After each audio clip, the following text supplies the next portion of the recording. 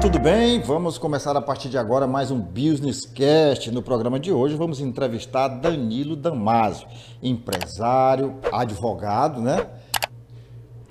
Formação. Por formação. Pois é, ele é formado em Direito, mas ele se notabilizou como gestor de um grupo muito forte aqui no Piauí, que é o Grupo Damasio. Eu falo Piauí porque a matriz é aqui, mas o grupo, na verdade, está aí ramificado em todo o Nordeste, tem filial, inclusive, em São Paulo. Danilo assumiu o grupo, é o CEO hoje do Grupo Damasio, e é com ele que a gente conversa a partir de agora. Aliás, você teve na China, estreitando aí as relações com seus fornecedores, e aproveitou para aprender mandarim. E eu vou lhe saudar aqui com uma frase, uma palavra que eu descobri aí por acaso, que é Ni Hao, né? Hao. É isso? Ni Hao é como você está. Eu posso responder Ni Hao. Ou como você, Ni Hao, eu disse Hao. Estou muito bem. Bom, tá. Né? Mas olha, agora falar mandarim, eu acredito que aprender a falar mandarim é tão difícil quanto falar português. Tanto é que eu e você ainda não falamos. Não é verdade? É verdade. Porque o português, por exemplo, o inglês, I run, e no passado, I run também. Né? Então você só aprende um tempo verbal e muitos dele dá para ir, dá para o passado e tal. E o português Uma palavra quer dizer mil coisas. Mil né? coisas. E com a mesma palavra na China, só mudando a entonação, por exemplo, ma pode significar mãe, pode ser uma partícula de pergunta e pode significar burro também, dependendo se você fala aí você tem que... Então eu não me considero um falante do mandarim, mas para quem não sabe mandarim acha que eu falo muito. E para quem fala, sabe que eu não falo nada. Bom, eu pelo menos estou vendo aqui que você não faltou às aulas não, né? Eu precisava, por quê? Eu passei na China 1 ano e 3 meses. Eu não consegui um visto de trabalho chinês, porque eu teria conseguido um visto chinês se eu fosse um engenheiro, se eu fosse uma pessoa de produção. Como a minha formação era jurídica, não teria como eu conseguir um visto de trabalho na China. Então eu fui como estudante, eu e minha esposa. E aí nós tínhamos que atender 70% das turmas. Então a gente ia para aula todo dia de manhã.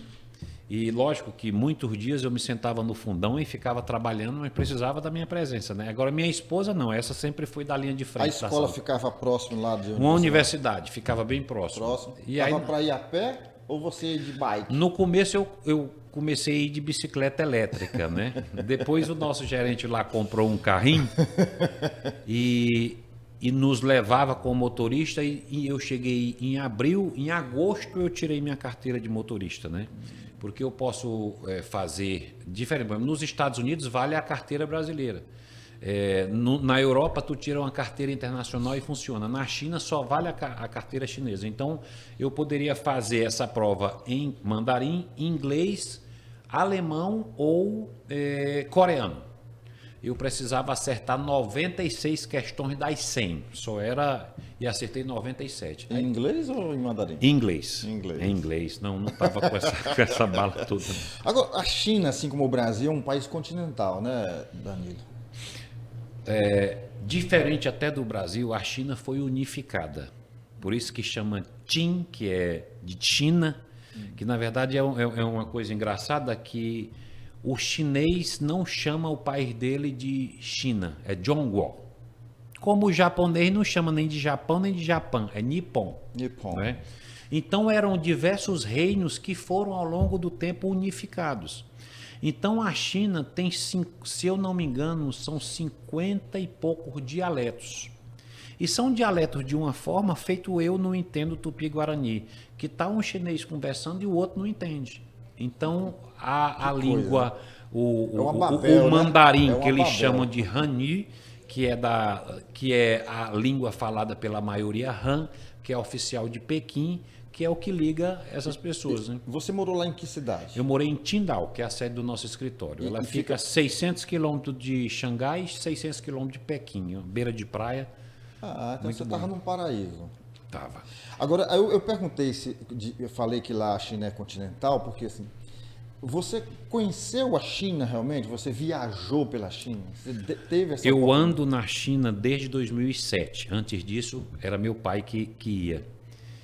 E a primeira vez que eu me julguei que conheci, entre aspas, que a gente não conhece nem Teresina direito, que assim, que eu desfrutei a China foi quando eu fui para morar.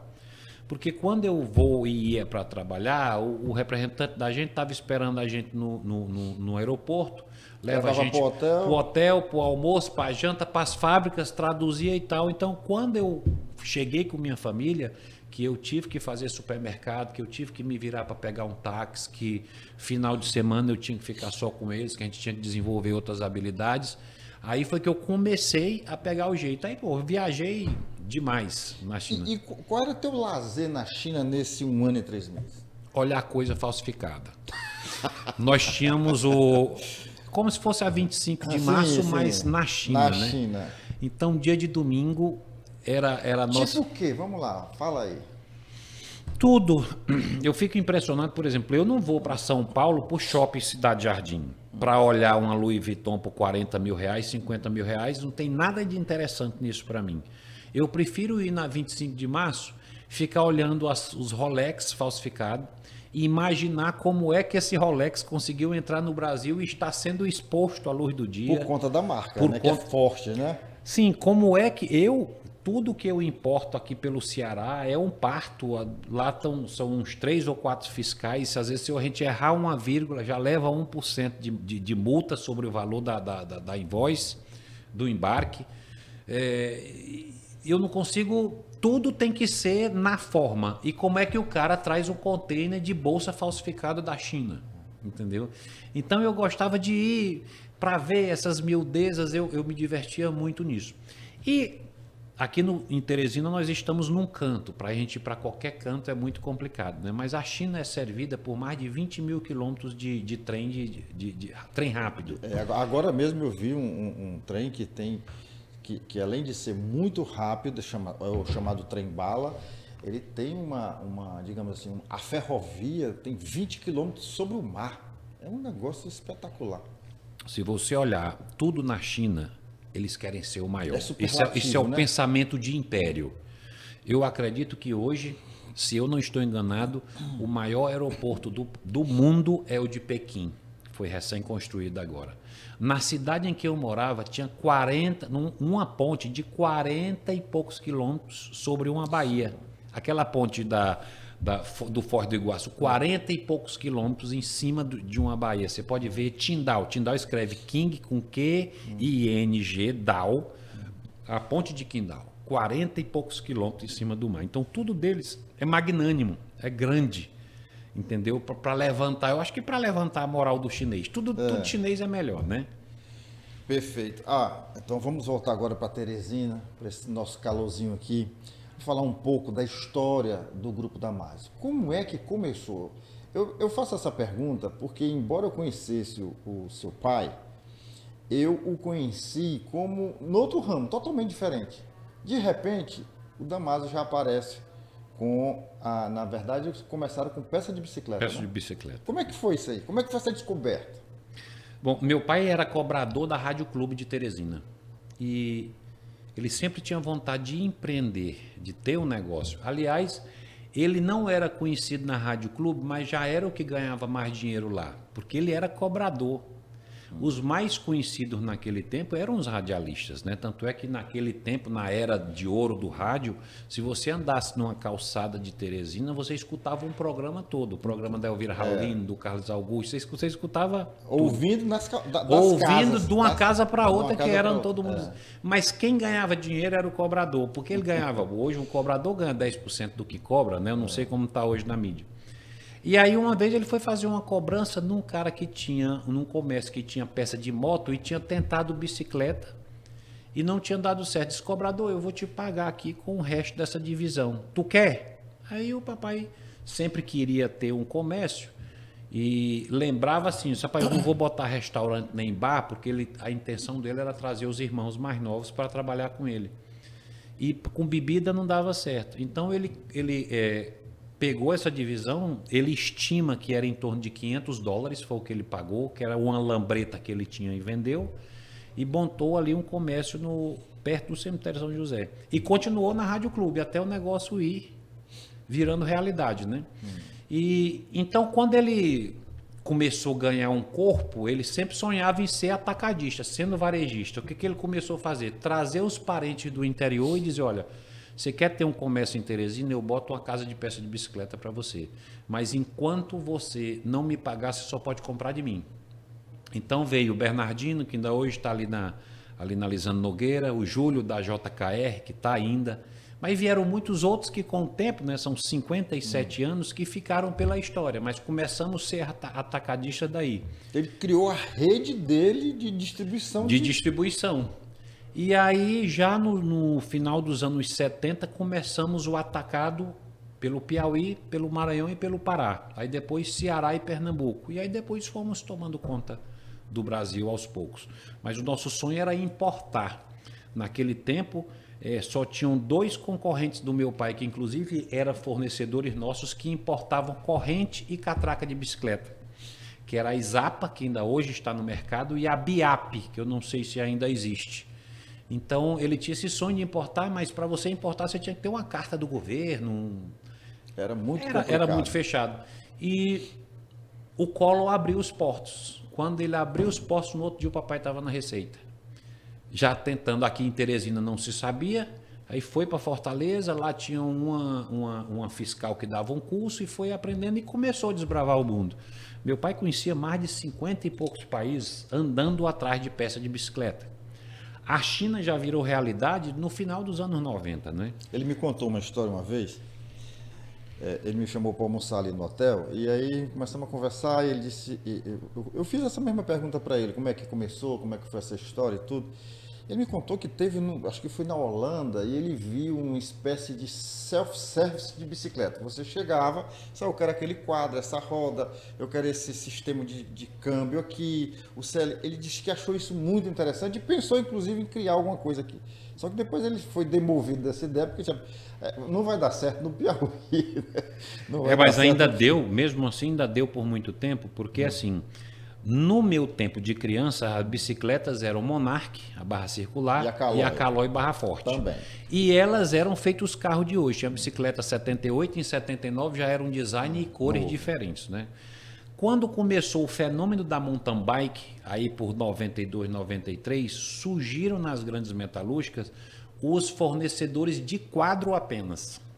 Entendeu? Aí tinha a Albatroz aqui em São Luís, ali do Luciano da Braciclo tinha uma no Pernambuco, a própria Isapa também tinha. Então a gente começou a comprar quadro e essa ideia do self-service virou realidade. Ainda rolou, né? Ainda rolou muito, porque você chegava lá, você ia comprar uma bicicleta muito cara, mas você chegava, montava um quadro e fazia a seu gosto.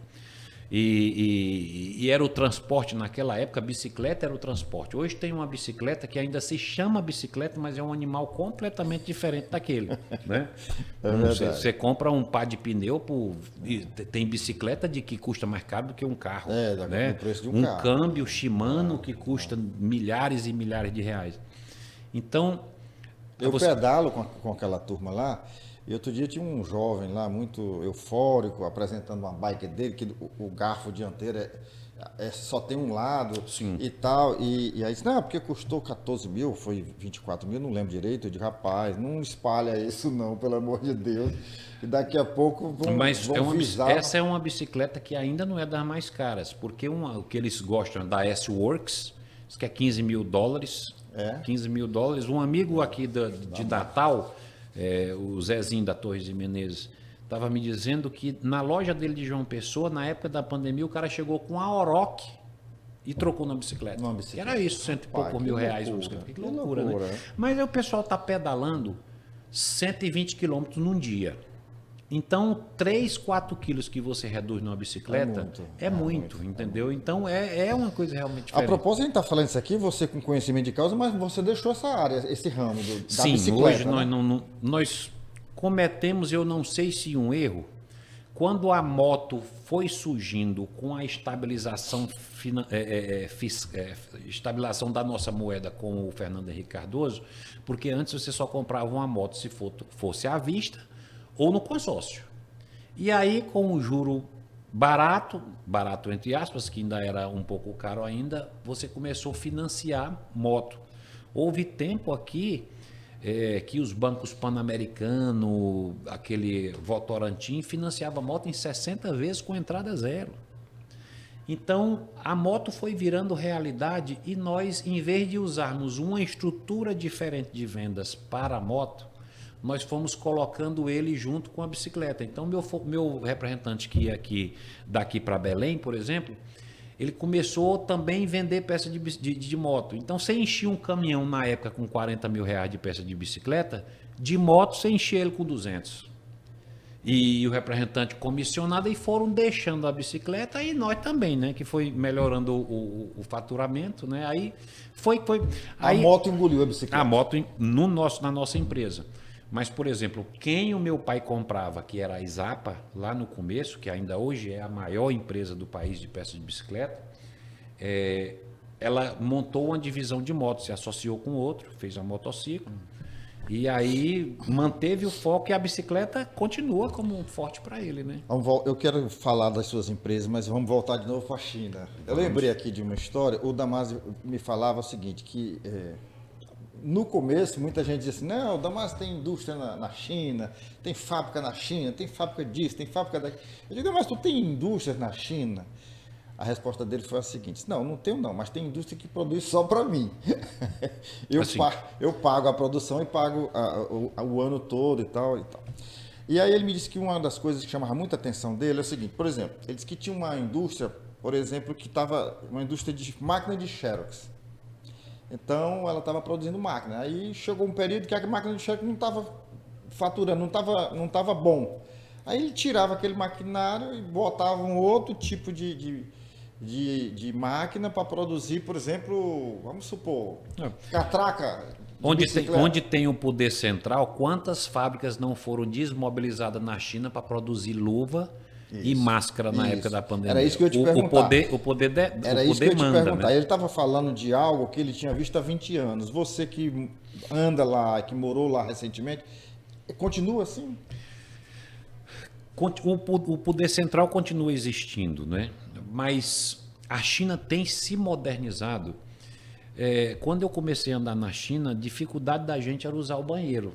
Nosso nível de higiene já está mais para esse século, e lá eles ainda estavam do que a gente chama de cintina, do que algumas partes do país chama de latrina, para trás ainda, de você estar fazendo o número 2 aqui e tá o cara do lado, o buraco no chão, essas coisas assim. E você chegava do lado de um cara embaixo de um torno, aquela pancada, você olhava para dentro da orelha, nenhum aparelho de EPI, né? E então um jeito de trabalhar diferente, que se naquela época essas empresas fossem no Piauí, no Brasil, 99% não eram autorizadas a trabalhar. Funcionário trabalhando 11 horas por dia. Essa geração nova que surgiu na China, porque a China é interessante, com o advento do filho único, por exemplo, você é filho único, sua esposa é filha única e tiveram um único filho. Então, são 6 pessoas para cuidar desta única criança, ou seja, seu pai e sua mãe, o pai e a mãe de sua esposa. E você, a esposa. Então, são 6 pessoas cuidando dessa criança aqui.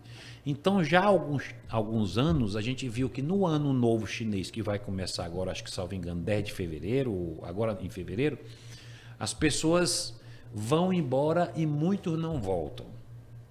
Então, esse problema de mão de obra na China já vem se arrastando. Vão embora que você fala... Vão de volta, como por exemplo, o cara é de Corrente e vem para uma fábrica em Teresina. No ano novo chinês, volta todo mundo para lá. E lá encontra outra pessoa, pai, na minha fábrica no Mato Grosso é melhor. E vai embora e não volta lá para cá, para a fábrica.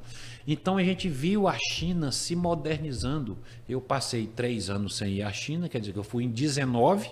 A China fechou por 2021 e abriu de novo no começo do ano passado. Praticamente 22. Se você tivesse lá na época da pandemia, você tinha sido obrigado a ficar, né? Eu teria ficado, porque existia na época da pandemia, porque nós fechamos aqui, a Teresina fechou o comércio dia 25 de março de 2020. Mas o vírus foi detectado para o público em dezembro, final de dezembro de 2019.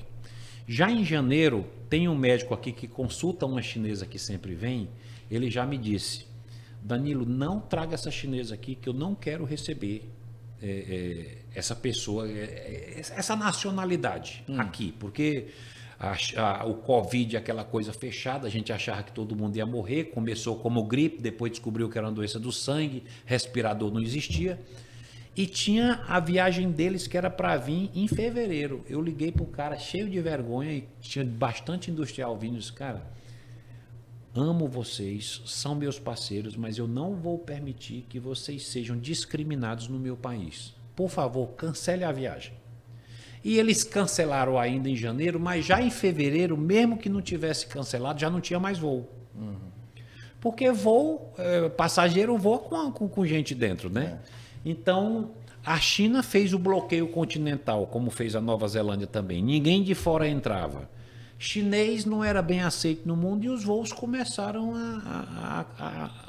a minguar, né?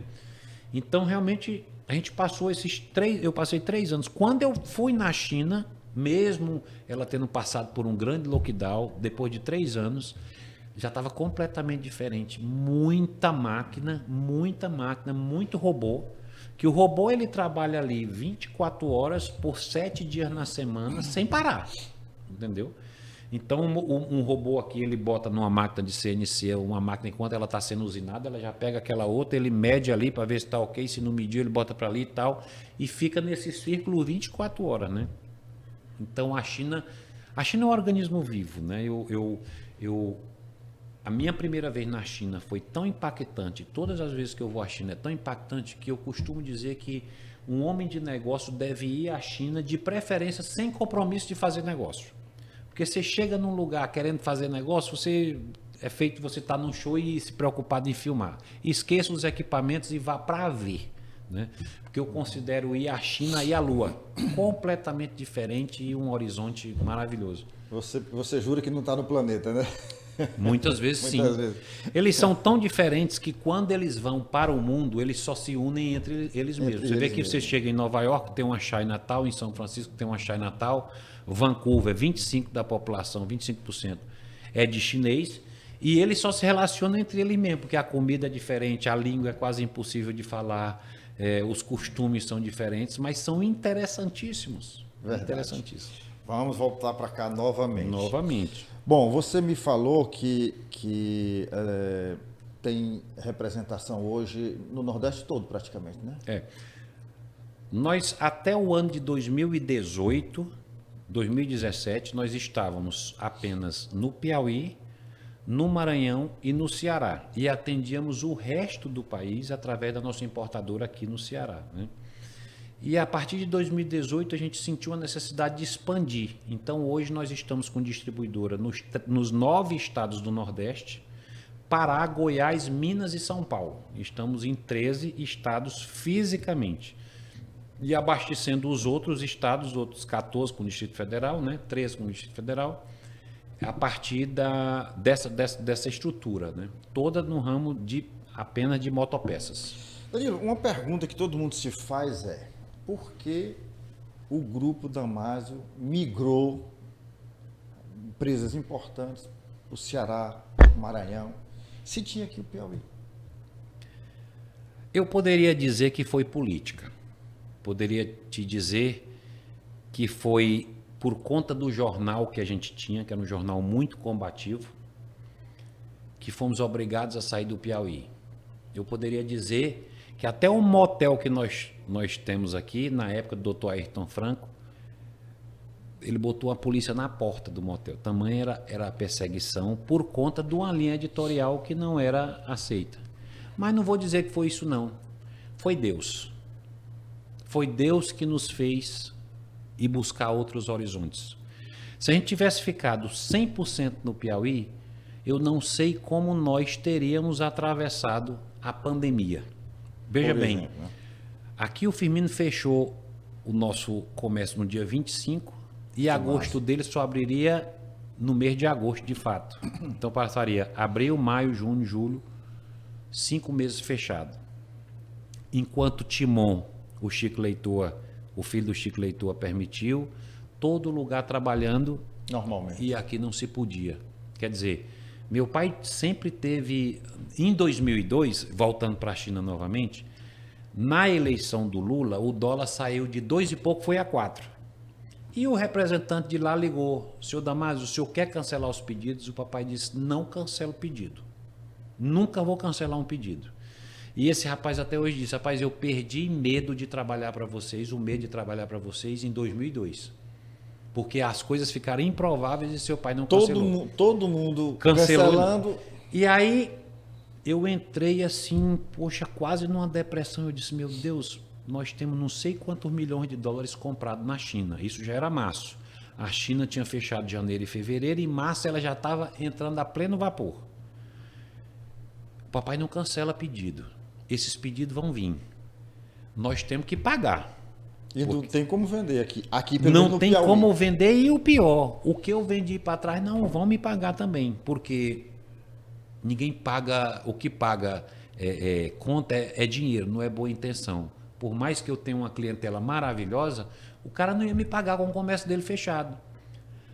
E graças a Deus, chegou lá o governo com aquela assistência emergencial, né? Como é que chamava? Com auxílio emergencial. Jogou 600 bilhões de reais na economia, que quem não recebia 600 recebia 1.200 se fosse mãe solteira. E isso foi para o comércio em geral, que acabou a mercadoria. Por exemplo, todos os meus concorrentes cancelaram os pedidos que tinham na China. Nós não cancelamos porque meu pai não permitia. Quando foi, todo mundo trabalha com estoque pequeno, nós com estoque grande, e está maior ainda, mais ou menos por maio que o pessoal começou a querer peça, meus concorrentes estavam sem produto. E a minha chegando, porque quando março reabriu na China, a Indonésia, que nós somos apenas o 7º país de maior frota de motocicletas. A Indonésia tem 75 milhões, a Índia tem não sei quantos milhões, Vietnã, tudo isso tem mais. Todos eles cancelaram também. Então os fabricantes tinham as minhas ordens lá. Então elas vieram. Quando o Brasil começou a precisar de peça, o Grupo Damásio estava forte. Então nós surfamos essa pandemia como ninguém. Nesse aspecto a pandemia foi boa, né? E surfamos por quê? Porque estávamos fora do Piauí. Aí você pergunta: Danilo, o que te tirou do Piauí? Deus. Tem gente que chama ele de Wellington Dias, mas eu costumo chamar de Deus. Foi Deus. É verdade. Então, assim, Danilo, o teu pai aprendeu tudo sozinho, né? Ele era autodidata em tudo, né? Nessa questão de gestão, enfim. Você se espelhou muito nele? Você recorria muito a ele? Na medida do possível, sim. Douglas, não é fácil ser filho de um self-made man, de uma pessoa que se fez sozinho. Meu pai tinha um raciocínio muito rápido, embora fosse um homem de pouquíssima instrução formal. Tinha um raciocínio muito rápido e eu peguei o bonde já andando, ele tirou o bonde do zero. Então, trabalhar com meu pai foi muito desgastante para mim, para o meu irmão, a vida inteira, porque ele estava sempre um passo dois à frente. E não era sempre que ele estava disposto a nos ensinar. Mas, para nossa sorte, nós éramos no Piauí, não sei se existe essa palavra, inempregáveis. Eu imaginava, se eu sair da empresa do meu pai, eu não vou trabalhar em lugar nenhum. Não que eu não tivesse competência, mas porque aconteceu um episódio na nossa casa que me chamou a atenção. Quando nós estávamos fazendo o hotel, já pelo ano 2000, eu cheguei aqui em 97, uma filha de um dono de hotel, de um hotelzinho menor, me pediu: Danilo, eu quero trabalhar com vocês aí, porque com meu pai não dá certo. E eu fui conversar com ele: pai, filha de fulano me pediu um emprego. E ele disse assim: se ela prestasse, ela estava com o pai dela. E eu pensei, como é que eu vou chegar no grupo Claudino pedindo um emprego? Seu João vai dizer o seguinte, se esse menino prestasse, ele estava com o pai dele, entendeu? Então, a gente usou todas as... eu sabia que aquele seria meu único emprego no Piauí. E se eu quisesse sair da empresa, eu tinha que sair do Piauí também. Como eu não queria sair, me esforcei muito. E dizem que é muito melhor um cara com menos competência esforçado do que com muita competência sem esforço algum. Então eu sou filho do esforço, da observação, da pancada. Papai dizia, rapaz, homem é feito jumento, tem que ser ralado. E nessa a gente foi, graças a Deus, eu pude ser um profissional em construção que ainda sou, por insistência. Tanto é que você me apresentou como advogado. Eu sou um advogado por formação, mas eu me formei em 95. Então as pessoas perguntam a minha profissão, eu digo comerciante. Porque vão me fazer uma pergunta do direito e eu não sei. Não que eu saiba do comércio também, eu sei do meu métier. Quer dizer, acho que sei, né? Porque meu pai dizia o seguinte, rapaz, é muito fácil de você empreender. Não interessa o que dizem os livros. Se está dando lucro, está correto. Se o livro diz uma coisa, se estiver dando prejuízo, está errado. Então, a gente administra olhando os números, né? Então, acho que estou no caminho certo. E hoje? Teu pai morreu foi ano passado, em 14 14 de março do ano passado. 2023. 2023. E aí, a partir de então, o CEO do grupo, o Danilo Damasio, se inspira em quê? Na hora de tomar uma decisão, se aconselha com quem? Como é? Aí uma outra correção, assim, eu fui, na verdade, presidente do Grupo R. Damasio até o dia em que eu fui embora para a China. Meu pai me chamou e na época nós tínhamos jornal e tudo, então eu fiquei presidente do Grupo R. Damasio e fui para a China e meu irmão mais velho tomou essas funções com mais propriedade que eu até. Então, quando eu retornei, ele no lugar dele de direito, então, na verdade, nós ocupamos a mesma posição hierárquica, mas o executivo do grupo é meu irmão mais velho, Damasio Filho, né? E meu pai sempre um cara muito à frente, ele já tinha feito a sucessão em 2018. Mas isso é uma coisa interessantíssima, o papai não queria mais trabalhar. E eu estava na China, começo de 2018, meu irmão mais velho ligou e disse, cara, o papai quer ser interditado. Eu falei, sério? Interditado como, cara? Não, ele quer que a gente bote aqui ele na justiça para interditar ele. Eu disse, por que isso? Não, porque ele não quer mais trabalhar e não quer que esteja na casa dele e a Polícia Federal pegar ele lá por coisa que nós estamos fazendo. Eu disse, cara, que loucura, isso vai ser uma vergonha para nós, a gente tentar interditar nosso pai e tudo. Danilo, mas ele quer. Meu irmão, eu disse, cara, pô, tu cuida aí que eu aqui da China, por aqui eu vou ficar, entendeu? Que eu não queria, você imagina aqui na nossa pequena sociedade, os filhos do Damasio entraram na justiça para interditar o cara.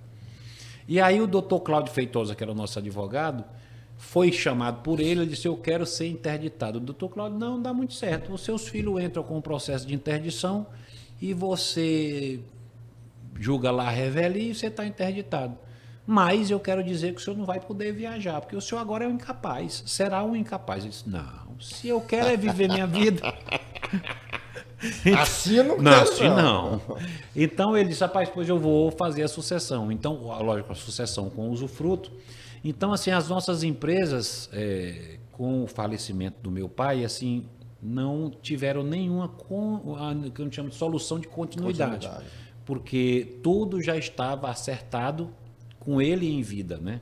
O papai já não trabalhava mais, mas assim, sempre perguntando números, como é que está a lucratividade, qual é o próximo passo e tudo, que era um grande conselheiro, né?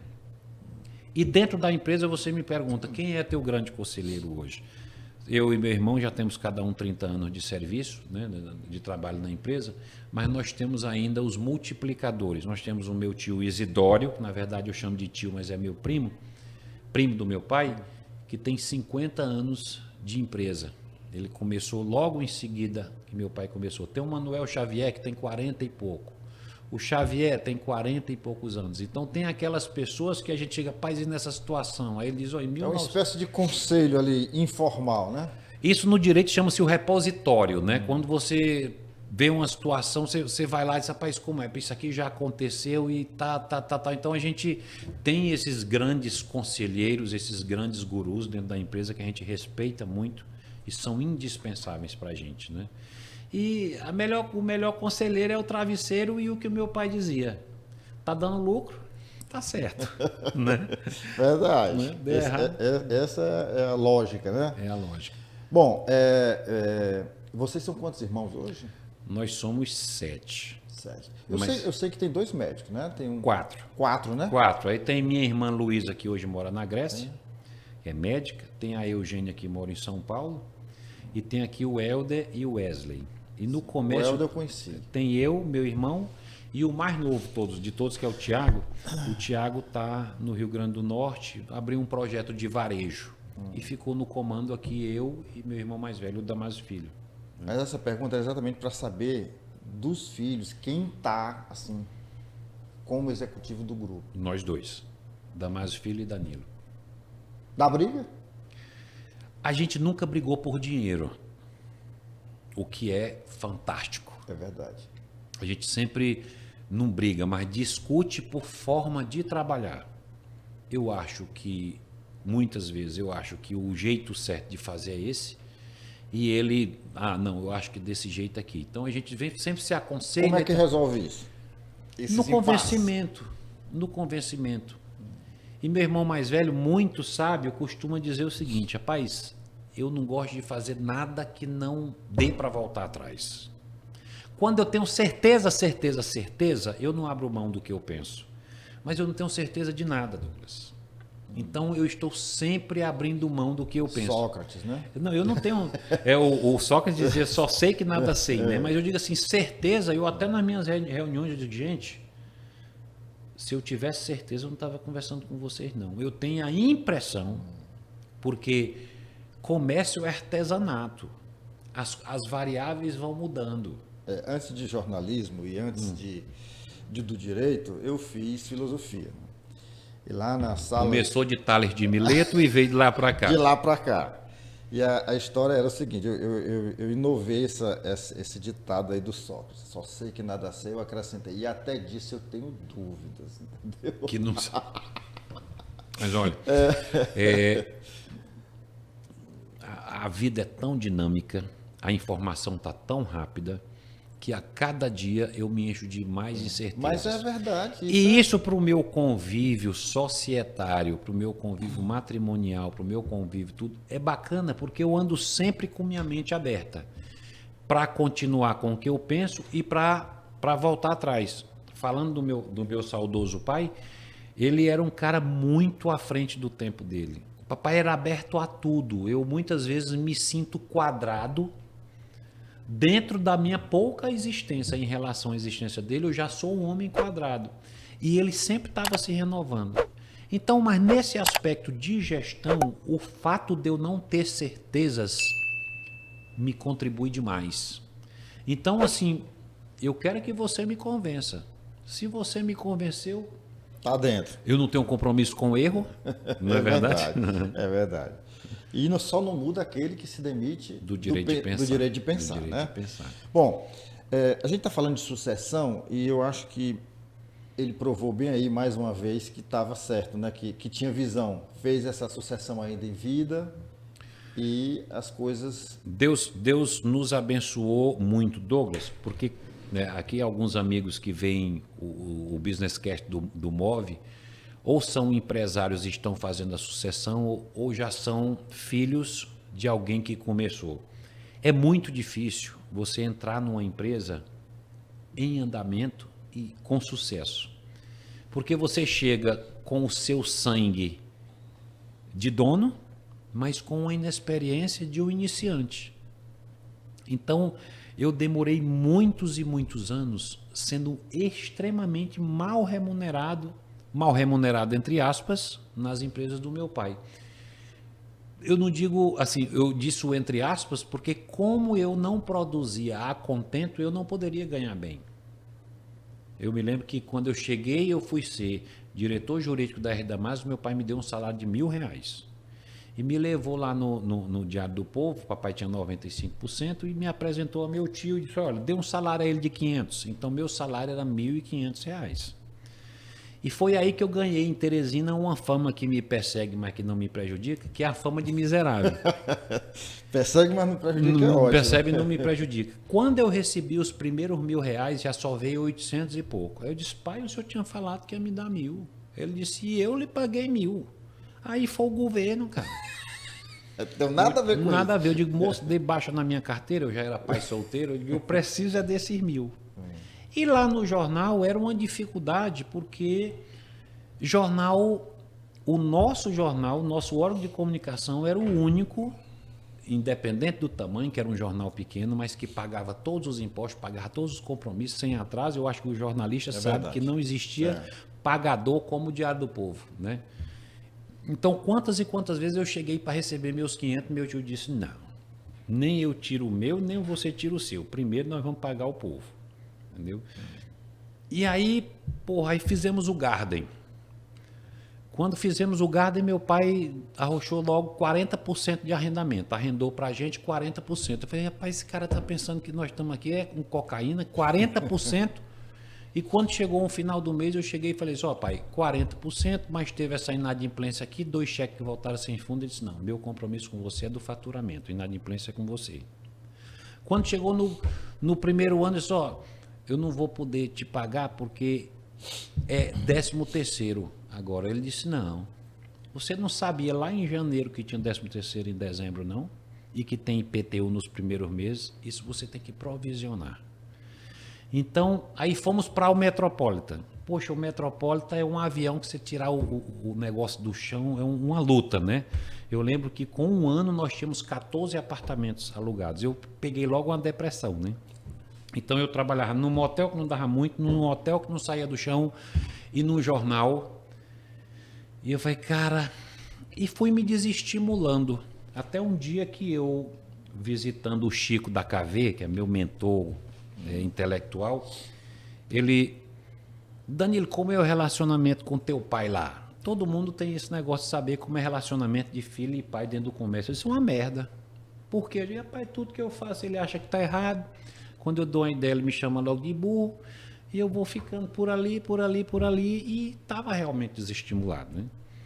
Aí o Chico, no momento eu precisava ouvir aquilo e Deus colocou no meu caminho o Chico. Disse, Danilo, na Copa de 70 tinha um cara que não era muito bom, que era o Jair. Mas quando ele estava na defesa, que o cara queria jogar bola, ele estava lá, no meio de campo ele estava, no ataque ele estava também. O Jair se apresentava. Se apresente para a sua empresa. E aquilo mudou minha vida. Eu comecei a perceber as lacunas que nossa empresa tinha e fui lutar para fechá-las. Tanto é que quando surgiu não uma necessidade de eu ir para a China, por que eu fui para a China? Porque o nosso representante de lá, por um mal entendido, passou um e-mail dizendo que queria sair. E minha esposa estava, eu lembro que ela estava numa escada ajeitando umas malas e eu passei por baixo da escada e disse, minha filha, se eu tiver que ir embora para a China, você vai comigo? Ela disse, vou para onde você for. Eu digo, aqui. Eu tinha 2 crianças, uma de 7 e outra de 3 anos. Liguei para ele, ele não esperava, nunca iria mandar um filho morar na China, sair daqui. Eu disse, pai, está acontecendo isso e eu preciso ir para a China. E ele disse, vá ontem. E foi comigo. A última vez que ele tinha ido era 2007. Ele disse, esse cara que está lá entrou pelas minhas mãos, pois ele vai sair pelas minhas mãos também. E foi comigo para a China pela primeira vez. E chegou lá e disse pro cara, tudo bem que tu quer sair, mas esse menino veio para te substituir. Daqui 1 ano eu volto aqui para a gente encerrar nosso compromisso e ele tocar o negócio para frente. Ajude ele. Eu disse assim, dando um exemplo... que houve essa transição lá, né? Sim, mas depois eu cheguei lá, vi que era um mal entendido e o nosso representante está lá ainda Continua. hoje. Graças a Deus, é um irmão, um amigo, né, que inclusive está me visitando agora em fevereiro. Mas quando, nos primeiros meses, esse mal-entendido foi dissolvido, mas eu disse, não, já estou aqui com meu filho, meus filhos, tudo, com casa alugada, não vou embora não. Eu vou entender a psique desses chineses. Porque você, para fazer negócio bem feito, você precisa entender a psicologia do outro. O que que o outro, por exemplo, chinês, você fala para ele, ele balança a cabeça, não é porque está concordando, é porque está entendendo o que você está dizendo, entendeu? E eles têm uma arte muito interessante de enrolar os outros, entendeu? Então, esse cara vai me enrolar. Então, eu aproveitei e fiquei lá. Mas te dizendo que eu me apresentei na minha empresa. Sim. E minha vida mudou. Minha vida mudou como colaborador, porque eu comecei a fechar lacunas que davam ou diminuição de despesa ou aumento de lucro. Meu rendimento começou a subir e fiquei indispensável para a minha empresa, porque até então eu era completamente dispensável. E eu sou grato a meu pai por ter, não é fechado portas, mas dificultado tanto a abertura de muitas portas para mim. Na verdade, aquilo era um ensinamento. Né? Porque eu desenvolvi a habilidade para abri-las, entendeu? Não estou te dizendo que sei de nada, mas eu digo assim, de outra forma eu não chegaria até aqui, nem meu irmão também, que exerce sobre a família depois do falecimento do meu pai uma liderança conquistada, que é um cara muito competente, muito competente, que dá gosto, muito organizado, né? E a nossa junção, assim, eu sou mais comercial e ele mais administrativo, né? Porque meu pai era um cara completo, era um cara Bradesco, né? Que o Bradesco é completo. E para substituí-lo tem que ser mais filho. Teve que dividir então, em dois, né? A sucessão, cara, quando eu vejo assim de vez em quando, estava falando com você, filho de fulano deu certo, filho de fulano não deu certo. Cara, não é por aí. Ou estão brigando. Ou o cara pisou tanto no filho que o filho desistiu, o filho tinha como o resultado da lei do menor esforço, uma escapatória momentânea naquela lei, naquela pisa, que eu não tive como escapar. Nas pisadas que eu recebi, eu levantava e disse, cara, meu caminho é esse, eu não tinha plano B, entendeu? Então, por não ter plano B, eu aperfeiçoei o plano A. Né? E isso é bacana. Bom, você me disse certa vez que nunca teve o prazer de comemorar um aniversário. Não era nem prazer. Na minha casa, minha mãe era filha de um vaqueiro. E meu pai era vaqueiro. E os dois lutando pela vida, né? Nunca tinham tido... Natal e Réveillon já fui ter na casa dos outros. Na minha casa nunca teve isso. A ceia de Natal? Não, nunca teve isso. Era um dia normal? Um dia normal que, inclusive, o de Natal era para ir para a missa, né? E um dia normal. Porque não existia isso. Minha avó, mãe do meu pai, dizia, meu filho, só tem 2 tipos de gente que faz festa. Gente rica ou gente besta. E eu calculava, porra, rica eu não sou e besta eu não quero ser. Mas quando foi fazer meus 50 anos, que eu comemorei em junho do ano passado, eu falei, pô, vou fazer uma festa de voador. A festa, né? São 100 casais, vou trazer uma atração de fora, uma coisa assim, porque por 50 anos, meu amigo, eu quero viver 120, mas eu acho que só vou viver 100 mesmo, então daqui é ladeira abaixo, eu vou marcar isso aqui. Aí, infelizmente, meu pai faleceu em março. Eu falei, porra, não é dessa vez, não é dessa vez ainda, entendeu? Porque não tinha sentido meu pai falecido em março, ainda hoje uso preto, ainda hoje, assim, não estou dizendo que não me recuperei, porque Deus é tão bom para mim que tudo que eu acho que perdi, Ele transformou numa coisa diferente. Por exemplo, quando meu pai faleceu, eu fui tomado de uma tristeza muito grande. Deus conseguiu transformar isso no meu peito para gratidão.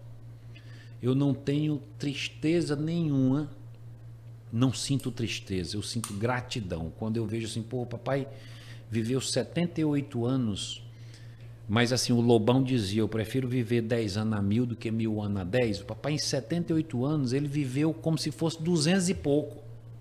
Eu tenho gratidão pela vida, gratidão pelo que ele me ensinou, gratidão por tudo. Esse é o movimento que me move, né? Essa transformação. Entendo. Você fala muito em Deus. O que é Deus para você? O que é Deus na sua vida? Deus na minha vida foi dividido por etapas. Eu sou bisneto pelo lado de mãe de uma família, do meu bisavô já rezava um texto todo dia. Minha avó e meu avô dormiam cada um numa rede, eles não botavam nem um pé no chão e já rezavam um texto todo dia. E minha mãe, quando a gente morava na casa dela, rezava-se um texto todo santo dia. E a gente só ia para as classes produtoras, ela só dava o dinheirinho do picolé quando a gente ia para a igreja e voltava com a explicação da homilia. Então Deus para mim naquele momento era uma coisa imposta. Eu criança, uma coisa imposta. Eu saí de casa e começando a estudar, e a gente liga muito Deus com a religião católica, né? E vendo tudo que a igreja construiu e destruiu ao longo do tempo, eu fui me afastando muito da igreja católica, mas continuando pegado na mão de Deus. E eu, em vez daquele exercício do terço e de ir à missa aos domingos, eu comecei a tentar achar Deus sendo um bom pai, sendo um bom filho, sendo um bom patrão, sendo um bom amigo, sendo um bom marido. Aquilo para mim era eu estar com Deus. Era Deus na sua vida. Deus para mim, um Deus diferente daquele que tinha sido colocado. Por isso assim, um Deus de uma forma apresentação ou uma outra necessidade de Deus. E ele se acentuou na minha vida com o nascimento dos meus filhos. São quantos? 3. Porque até então eu pedia por mim. Eu pedia por mim, pedia pelos meus pais. Mas a partir do momento que você tem filhos, eu peço para que Deus ilumine minha filha Gabriela, Danilim, Duda, que ilumine o caminho dele, livre meus filhos de tudo quanto é vício. São todos brasileiros? Todos brasileiros. Livre meus filhos de vício, de tudo e tal. Então Deus ficou para mim agora uma necessidade, que me fez, inclusive, me reencontrar com a minha origem, que foi a Igreja Católica. Eu tenho ido à igreja do Padre Tony, que tem, na minha opinião, uma das melhores homilias. Ele agora está na igreja, ali na paróquia São José, ali no Lado da Esperança, né? E o Padre Tony é fantástico. Então, embora seja uma missa fora da minha hora, que é 10 horas da manhã, eu acordo muito cedo, mas eu me encontrei, inclusive, com esse Deus. E Deus, cara, tem sido tão bacana para mim que eu tenho visto que todas as razões de sofrimento na minha vida foram exatamente por falta de fé nele. Vou lhe trazer um momento, diversos momentos. O Wellington Dias, com a política dele, nos expulsou do Piauí. Foi ótimo. E sofremos muito, porque fomos na Secretaria de Fazenda, eu disse, o secretário Antônio Neto, aqui no Maranhão é diferente. E ele disse, cara, vocês têm que deixar essa besteira, o empresariado do Piauí, de dizer que, cara, o Maranhão é diferente, vai para lá. Aí eu voltei e o papai disse, chamou meu irmão mais velho, bora procurar um terreno. Fomos para o Maranhão. Depois começamos a ser perseguidos aqui por questão do jornal, fomos para o estado do Ceará. Mas, para mudar uma estrutura foi muito doído. E a última foi na pandemia. Quando eu falei, cara, minha empresa acabou. Aí foi que ela pegou pressão, entendeu? Então, todos esses sofrimentos foram falta de fé de que Deus me conduziria para um lugar melhor, como conduzia o pessoal que seguia Moisés para uma terra prometida. Então, isso tem me fortalecido. Porque o Ariano Suassuna era que dizia que infeliz dele se Deus não existisse. E na minha vida, na mesma coisa. Se eu não acreditar que tudo tem um propósito, que não necessariamente eu preciso entender esse propósito. O propósito existe. Não necessariamente esteja na minha compreensão, aí eu não vou ser ninguém, cara. Eu fiquei, agora quem se emocionou foi o entrevistador, viu? Você agora deu uma lição de vida e de fé. É o que eu tento. É o que eu tento melhorar na igreja. A gente diz, Senhor, que o meu coração seja semelhante ao vosso. Se eu conseguisse essa dádiva num coração de bondade, já imaginou? Os gregos, você que estudou filosofia, sabe que eles se incomodavam não, eles eram muito impressionados com a imortalidade. Não com a imortalidade do corpo, porque já se via e independente de ciência, sabia que a imortalidade do corpo era impossível. Da alma. Mas com a imortalidade dos feitos. Tanto é que ainda hoje se estuda Sócrates, Platão, as esculturas gregas maravilhosas, tem muita coisa, a matemática trazida pelos gregos também, então isso foi uma forma que eles acharam de se imortalizar. Eu já sei que não vou viver mais do que 120 anos. E dizem que você é imortal até o último momento que a última pessoa que lhe conheceu falece. E eu quero, na minha falta física, que essa minha imortalidade seja uma imortalidade bacana como a do meu pai é para mim. Meu pai é imortal na minha cabeça. Porque eu fico dizendo, se meu pai estava aqui, meu pai me ensinou isso, meu pai tal. Eu não tenho tristeza com que, das vezes que ele não me tratou da forma com que eu não mereci. Isso tudo se apagou da minha cabeça. Tudo é assim, essa imortalidade. É o que eu quero ser para as pessoas que me conhecem. Um cara bacana, um cara legal, um cara leal, entendeu?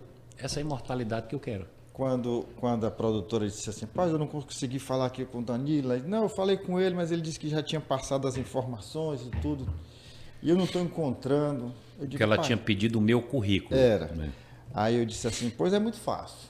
Aí eu fiz um pequeno texto para ela, dizendo que você era uma pessoa alegre, que você era uma pessoa para cima, alto astral. E aí eu quero te perguntar, o que te tira do sério? O que te deixa triste? Ultimamente muito pouca coisa.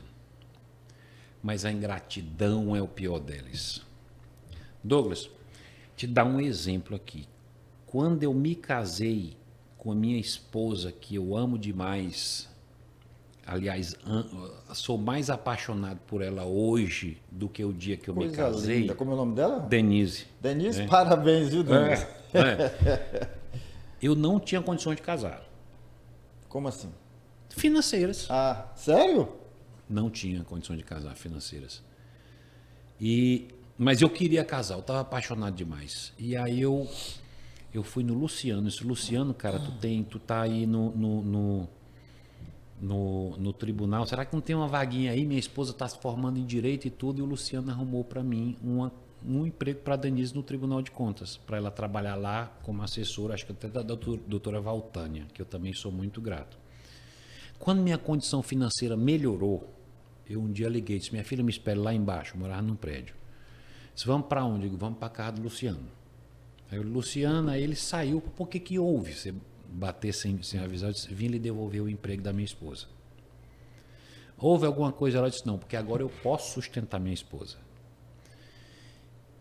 E eu fiquei grato a esse cara por ter me ajudado. O filho dele foi candidato a não sei quantas vezes, eu tanto votava quanto pedia voto, como tudo, e estou só esperando o que ele está querendo, porque ele me ajudou no momento em que eu precisei, que para ele não foi nada.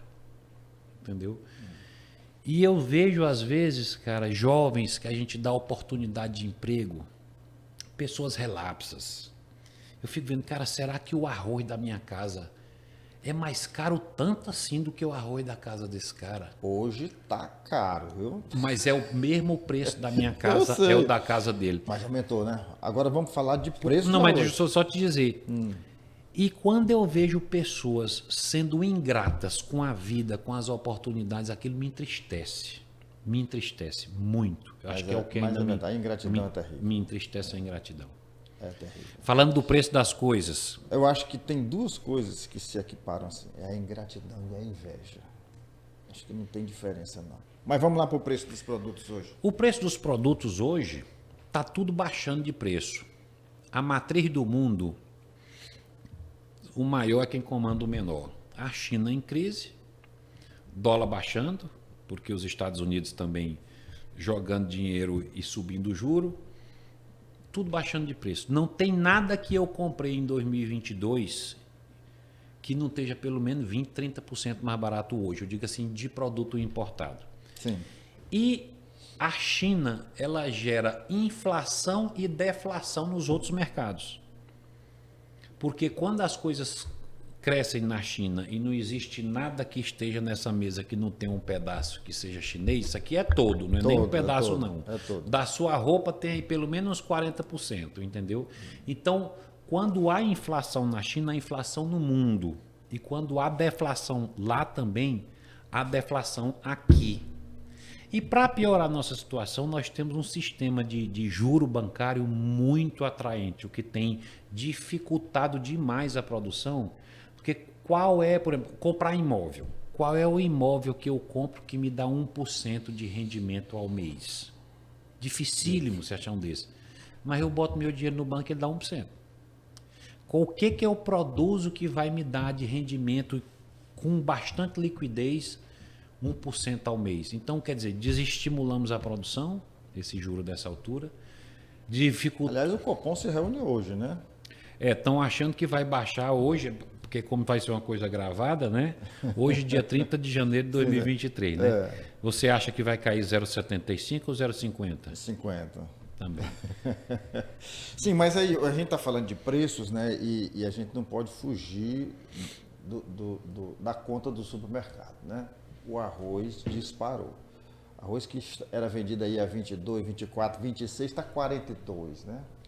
E isso, quando a gente fala de arroz, a gente está falando de algo que diz respeito a 210 milhões de pessoas nesse país. Mas, Douglas, e eu estou mais preocupado com o inverno.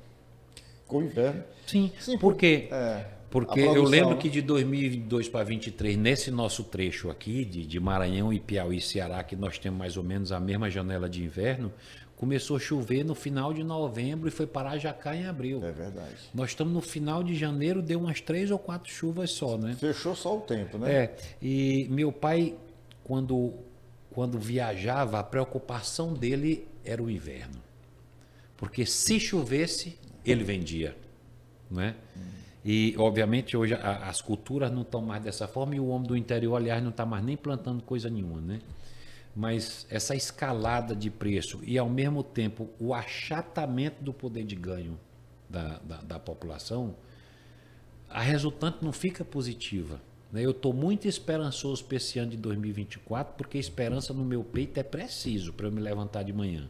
E só não precisa ter esperança, Douglas, o Jeff Bezos, aquele rapaz da Tesla, porque se ele está... O Elon Musk, sim, o Bezos, Jeff, sim, tem aquele... do Windows, por que aquele cara não precisa ter esperança? Não, agora o que ascendeu ao topo foi o da Louis Bernard Vuitton. Arnault. Da Louis Vuitton. Ali não precisa ninguém ter esperança, porque se está ruim lá na França onde ele está, ele se muda para Mônaco, ele vai para a Itália, isso, aquilo, outro. Meu amigo, nós não temos para onde ir. O nosso lugar é no Brasil e é aqui que nós temos que viver e empreender. É lá da Baixa Grande para cá. São Miguel da Baixa Grande. São Miguel da Baixa Grande para cá. Pro mundo. É verdade, pro mundo. Para a China, para as Europa, né? Sim. O mundo ficou pequeno e grande ao mesmo tempo.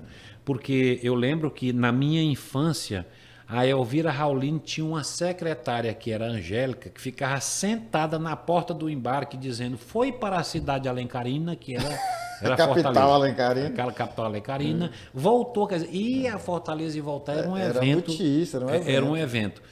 Hoje em dia você vai para todo canto, aí chegou a pandemia e deixou o mundo grande novamente. Ó, tu sai aqui agora de Fortaleza, 6h20 você está em Lisboa. E de Lisboa é um hub que te joga no resto da Europa, todinho no bocado da África, né? O mundo está pequeno? Tá. Então, se limitar num território, está mais complicado agora. Danilo, o que faltou te perguntar? Se eu estou bem.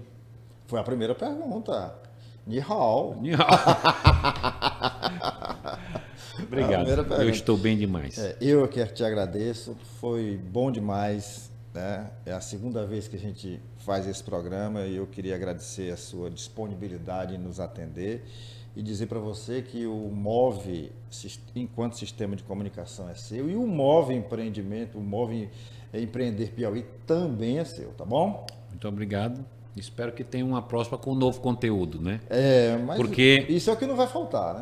Não é porque eu esteja na minha presença, mas meu filho, quando quer rir de mim, diz: papai entende de bosta de calanga a foguete da NASA. Não é tanto assim. Obrigado. Gente, eu queria pedir para você, lógico, essa entrevista bem descontraída, com muitas informações, com muito sorriso, com muita coisa bacana, que você compartilhe com os amigos, com a família, com o grupo de trabalho, enfim, põe isso no mundo e a gente se encontra em breve.